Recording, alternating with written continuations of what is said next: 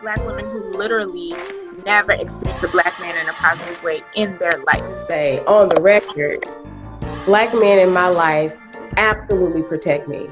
Like, it is monetized in music, in movies, in every genre of entertainment. Men are rewarded for humiliating Black women. Just really understanding that they both are sharing this condition in different ways.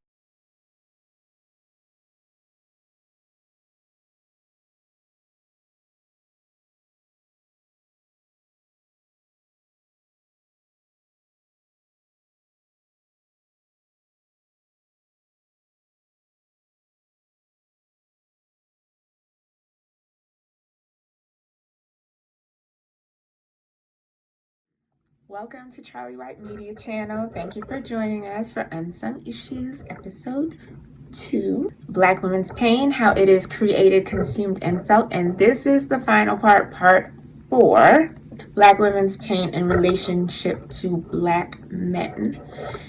This one is probably the one that was the most emotional for us to talk about because we love our Black men. We really do. And I'm joined on this panel, for those of you who haven't seen this already, haven't seen the series, by 3 other Black women. Like I said before, we are a diverse group of Black women, but we all do have the pleasure of saying that we have good Black men in our lives and we've had good overall experiences with Black men. But and we all wish that they had more representation in our media and culture because we don't feel like they get enough of a platform. You know, the Black men out there that actually do right by Black women, they exist. So we are blessed enough to have those kind of men in our lives. But we are also aware that there are Black women who don't experience Black men in a positive way, almost ever, if at all.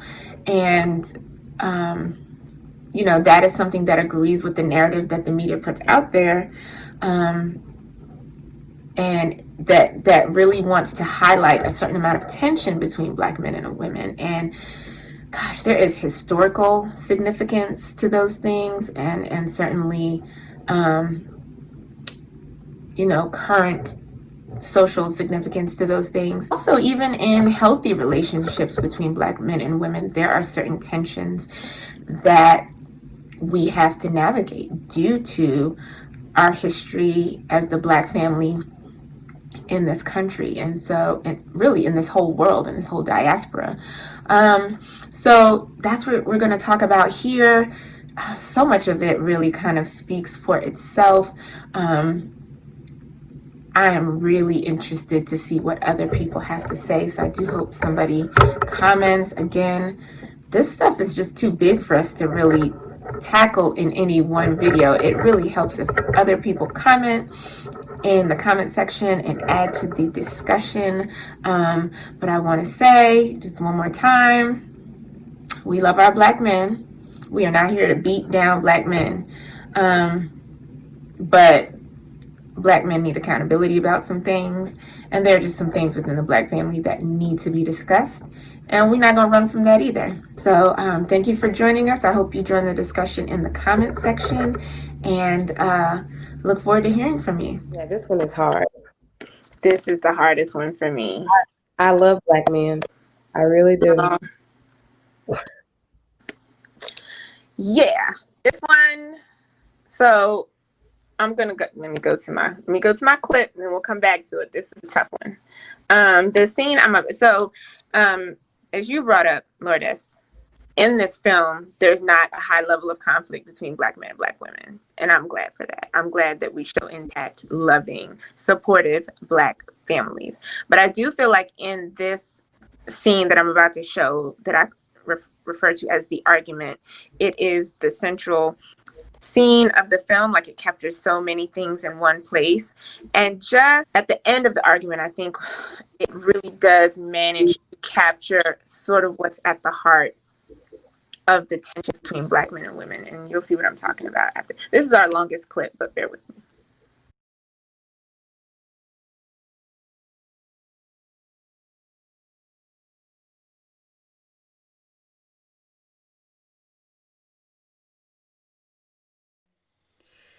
Caleb, don't you go following that preacher.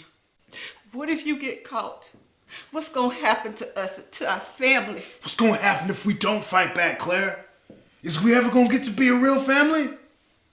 I don't even know if that baby you carrying is mine or my master's. I just don't think it's right to kill. The Bible say thou shalt not kill. They killing us, Clara. And they gonna keep on killing us. The preacher man, he can read too. He said the Bible said there's a time to kill. But why you gonna become wicked like them? God gonna free us anyway. You ain't gotta come wicked like that. You don't have to come like them, Caleb. The preacher said that the Bible says we supposed to fight for justice. We supposed to fight evil. How's we gonna get free, Claire, huh? Freedom ain't by accident, Claire. Survival ain't by accident. You're not gonna hurt my boy. Promise me you gonna protect Tommy. Caleb. I don't know, Claire. He looked just like him. I tried, but... No, he my child. He ain't free neither. He a nigga like us, and it ain't his fault he live in that house with them. Promise me, Caleb. All right. I'll keep an eye out for him. I'll tell him to put him in the chest to wait for you.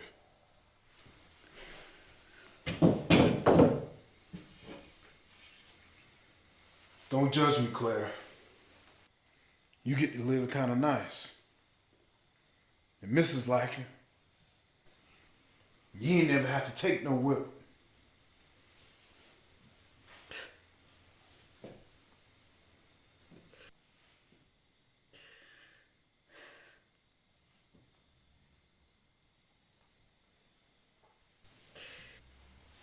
I got scars of my own, Caleb.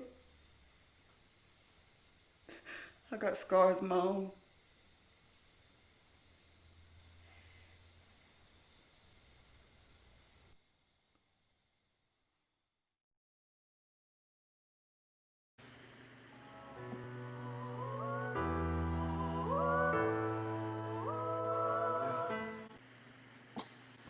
Okay. Whew. Listen, that look at the end, honey. Yeah, okay. So, you guys, obviously, they're not fighting each other, like making enemies of each other. But, I mean, I feel like there's a lot of tit for tat, like my pain, your pain, my pain versus your pain versus my pain. You know what I mean? And I think at the end where he says, "Don't judge me," you have it kind of nice. Where she says, "I've got scars of my own." I feel like this so captures a lot of the tension between Black women who's suffering more for being Black. It's why we're expected to shut up about our pain sometimes when we're dealing with Black men, because they've got the scars. They're the one in the field. That just to be metaphorical. As if it's not a big deal that she's being routinely raped. That she has this child that she doesn't get to raise.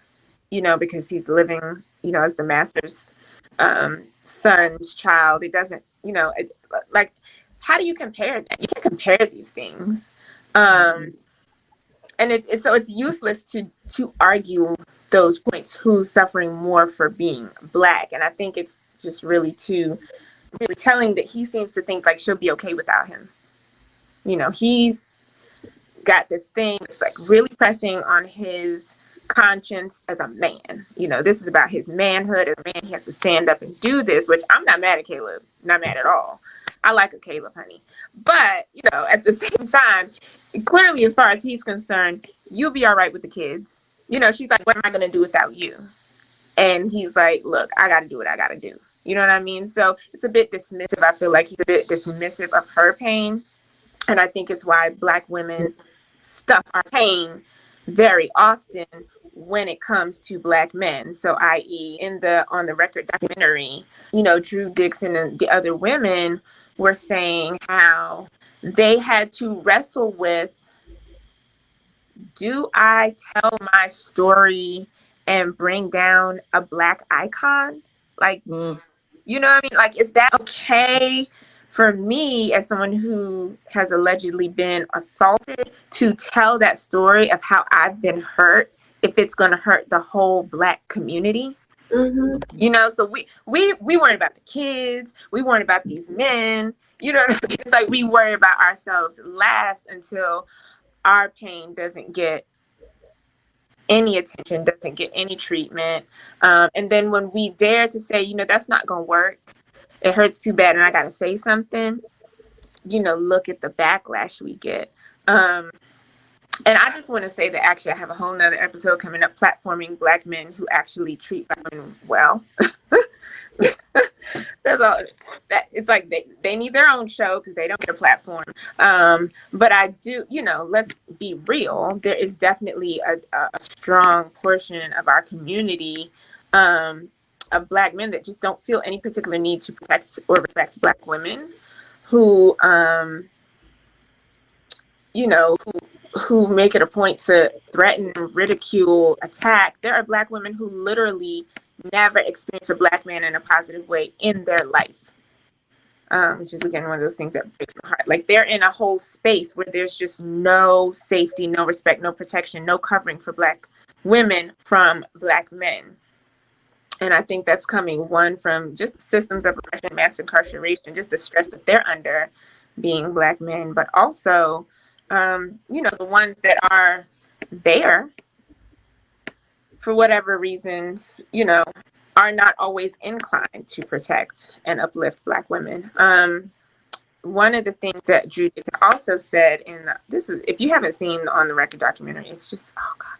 And she also did a very good interview with For Harriet that, I mean, she's so good at articulating these things.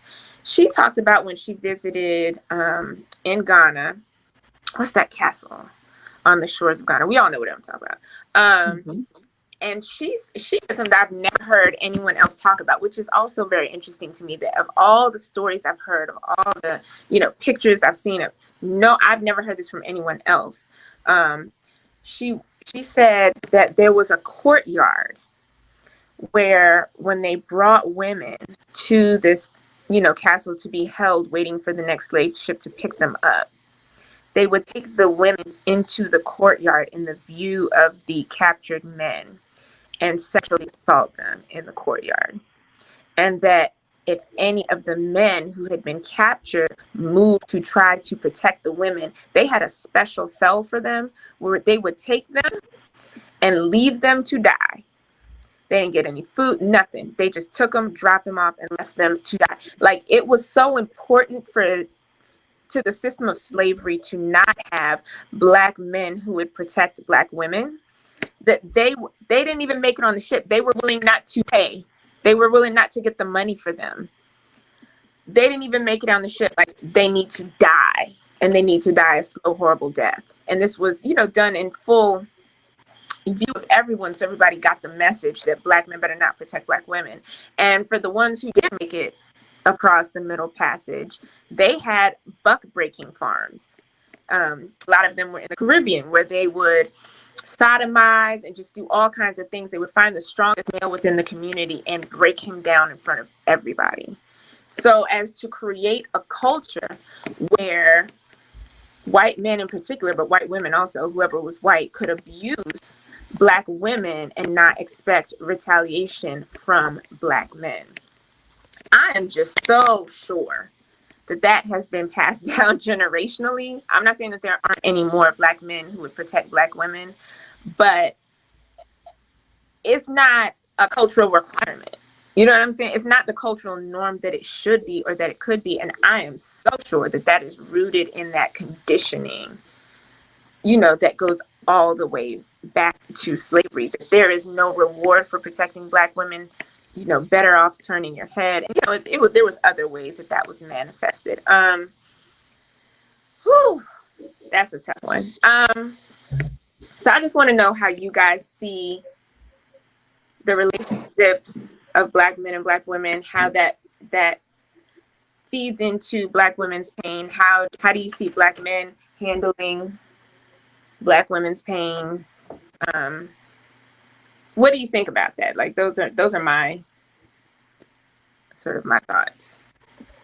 So you mentioned the lack of reward to protect Black women. Like, so if we look at it on the flip side, Black men are actually rewarded to disrespect and disparage Black women. Like, it is monetized in music, in movies, in every genre of entertainment. Men are rewarded for humiliating Black women. Or every top song that you hear right now, every artist who is at the top of the list, like, they are people who are supported because of the basically disparaging languages that they use towards Black women. And even like, so we talk about Black women's pain, and Black women's pain is shunned and is pushed aside. And when we try to voice our pain, it is kind of a silencing that wants to happen, of like, okay, you can't even speak your pain. But we also aren't even allowed to speak our pleasure. Like, I think about the current situation with Cardi B and Meg Thee Stallion. Like, they put out the song WAP. Whatever you may feel about the song, if you heard the lyrics or not, wherever your morality lies with the song, that's between you and the Lord. But I think even in them saying, being women, speaking of like, I enjoy these things, I'm able to claim my sexuality, claim my body. Men went ham of like, they were calling them all kinds of things. It's like, so wait, I'm sorry, like, you, where y'all been? Wait, so if I listen to like songs, rap songs, I think about Rick Ross lyrics and all this kind of stuff. It's like, you're basically like, this is all, basically misogynistic, rape, violence language, where you are forcing sex on women, and you celebrate those lyrics, and you're like singing along to that when the woman is helpless and she is being violated. But now when a woman claims her power and says like, oh, I enjoy this. Like, wait, you're mad too? Like, what do you want? Do you want like women? They want our pain. Yeah, like you are more comfortable in our pain and our victimization and our humiliation than you are in our power. And I do think that it comes from that sense of like, I am not rewarded for humanizing you. I am not rewarded for celebrating your personhood. I'm not rewarded for looking at you past anything other than a sexual object. I'm rewarded and monetized when I degrade you. All of those things that happened to Black men during the period of slavery was designed to emasculate them. We did come into the Reconstruction and a good part of the Civil Rights era with strong Black families intact. I think to the extent, that the welfare era came in and different things that came in to destroy the Black family systematically, and further emasculate the Black male, to create fatherless households, all of those things. But I think that if you have constantly had your masculinity stripped away and you have to kind of reconstruct a sense of masculinity, and you are in a power structure where white men are the only ones who are allowed to hold on to the masculinity, well, what do? They degrade Black women. They minimize Black women. They're abusive to Black women. This has been going on for hundreds of years. I think it's a way to attach to a sense of masculinity, attached to a sense of masculinity that is platformed and that is rewarded. What happens when we see the people who would otherwise be our would-be protectors, being punished for protecting us, or being rewarded for dehumanizing us? Like, that in and of itself is painful. And then also because we, whatever, most women have some sort of maternal instinct. Like, I think when I see Black men being hurt, I see sons, I see brothers, I see husbands. I immediately think of my brother, my husband. I think of the son I don't have, but if I did have, you know what I mean? Like, I automatically feel biologically connected because all these men come from us. You know what I'm saying? So I hurt like it's happening to me. I don't know. And I think it's a fine line between like your nature as a nurturer, and being nurtured. Like, we need that. And I would just say on the record, Black men in my life absolutely protect me. Absolutely. My grandfather, Same. my father, my husband, Same. and brothers around me, you know. Same. They got their own struggles and issues and ways that they do it, but they do it. Right. And I feel most protected when I have been the most vulnerable with them. Right. And so when I've like let my guard down and said like, this is what it really is, or this is how I really feel, then I see them rise up and protect me in a way that I need in that moment versus like my anger coming out at them. And it's just like, then I definitely don't feel protected. Right. And I will say to your point, Erin, same here. I'm protected by Black men. My husband, my daddy, my uncle, my brother, like I'm still trying to figure out how I got in this bubble where all the Black men in my life do right by me and some other Black women are not in this situation. I don't know. I don't know. You know, sometimes I wonder, like, with our natures being that way, that they're protectors and providers and women are naturally nurturers, like, you know, how much of that is just nature at work? How much of it is like our pain and our past? I think it's both things working together. But I do think also that, you know, men just naturally want to fix things. They don't hear pain. When they hear pain, they want to fix it, and they internalize it and say, well, what did I do wrong? Let me, like, you know, figure out how to fix it. Yeah, almost like, am I not enough for you? I should be so much for you that you should never cry. And it's Right. like, that's not. But I just think that's a male thing. Like white men, Black men do that thing. But then we have this extra layer, and I'm not discrediting because this is definitely a relevant conversation. I'm just saying, like, that's just also something to think about, that we're just different in that way.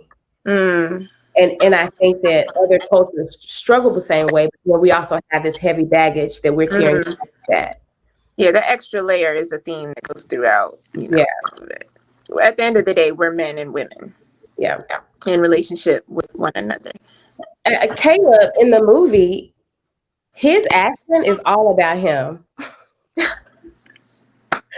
Like, you know, he knows, he just said, I don't know if this baby is mine or my master's. Right. So he knows that she has her own scars. Before she has to do that, he is very, that's part of, that's messing with his manhood. Right. And he's like, you ain't gonna manhood me. Right. So it's kind of like Annabelle, like it's like everybody's problem but Clara's that she's being raped. Like it's Annabelle's problem because her husband is offending her. It's Caleb's problem because his manhood feels offended because he don't know whose baby that is. It's like everybody's problem except for Clara. For Clara's problem. Like everybody's got their eyes on her and what's happening to her, but they don't see her. But she's naturally caring about everything and everyone. Right. So someone challenged me that it would be more, and I said this in another episode as well, that it would, it would be more dynamic for the scene if at the end of the argument, he walks away to go engage in the rebellion. And I really felt strongly like that scene needed to end with them together. And not just in the same room, but in physical contact as a unit. And I really felt like that moment where she traced his scars was really important because I feel like they connected in that moment. You know what I'm saying? Like him realizing like she is taking my pain into consideration. But I also wanted it to end on her affirmation as well. Like, look, don't forget about my pain. I got scars of my own. And for her to say that as she's holding her belly, for goodness sakes, she's carrying a child. Like that's supposed to be a joyous thing. And she's saying that and saying, I have scars. Like for your children to be scars. Like your children are scars. Like that's how crazy is that? You know what I mean? And you can see that she loves her children and she is a nurturer. But when she thinks of her children, she thinks of scars.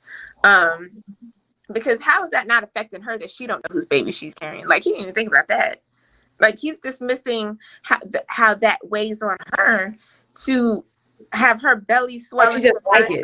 Yeah, like that's not bothering me. I don't know whose baby it is. That's fine. Like, of course not. Like, she's trying to have a family with Caleb. I feel like at the beginning of the argument, he would have positioned it as though he's fighting for both of them, but really it was about him. And I hope that at the end of the argument, what we see is him realizing, like, I need to fight for her too. I mean, the outcome is the same. But I didn't want him to leave. I didn't want him to leave her with them being in that conflict of comparing one another's pain, but I wanted them to kind of come together, no judgment, just really understanding that they both are sharing this condition in different ways. And I want to see that more in the Black community.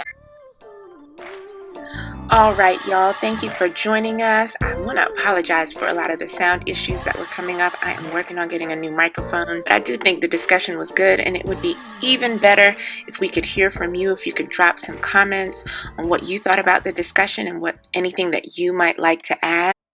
And also, finally, I originally said that this was a 4-part series, but I forgot that there was a 5th part to the series that just needed some time to itself, and that is called Black Women's Pain and Black Women's Triumph. So we're going to end on a high note, talking about how we overcome this pain and how we get past it. So please join us for that, for Black Women's Pain, episode 2. If you subscribe and follow by hitting that little bell, you will be notified when that is up. So we look forward for you to join us for that. Thanks again for listening, and we look forward to hearing from you.